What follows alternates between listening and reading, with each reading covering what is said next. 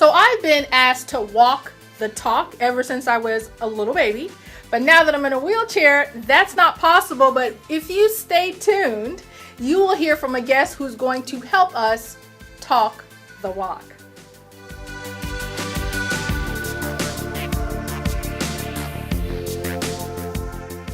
You know what's funny is you would like to say in a nonprofit world or in the disability community, no, we're all together, and I would love that. But it's not like that. Yeah, there are competing agencies, and specifically because one of the driving forces behind these consulting services popping up is there are federal regulations now. Are you familiar with the 503 and 4212 regulations? I am.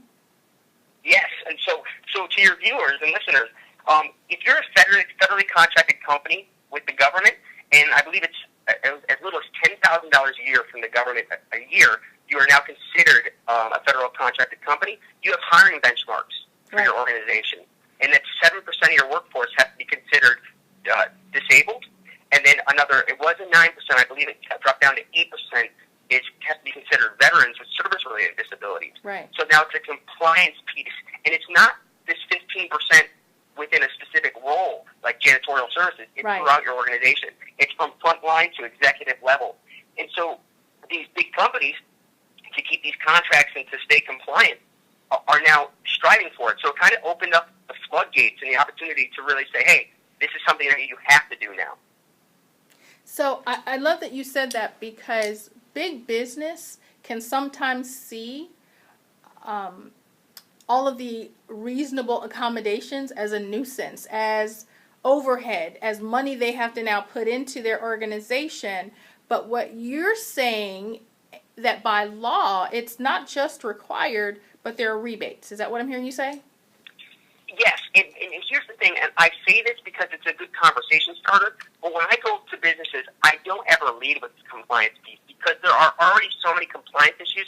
Companies almost think of that as a turnoff. Yeah, we have to do it, but I don't want to be forced to do something. Right. What I like to discuss is that the business drivers behind it are so great. So within the disability community, you have higher retention rates with people with disabilities, which means lower turnover, higher production rates at times within the disability community. Also, the buying power within the disability community is around, I believe, $2 billion. It is. So it's smart for an organization to align themselves that we celebrate and accept individuals of all abilities, because it helps not only save money when it comes to lower onboarding, as I discussed, lower turnover saves money because you're not onboarding.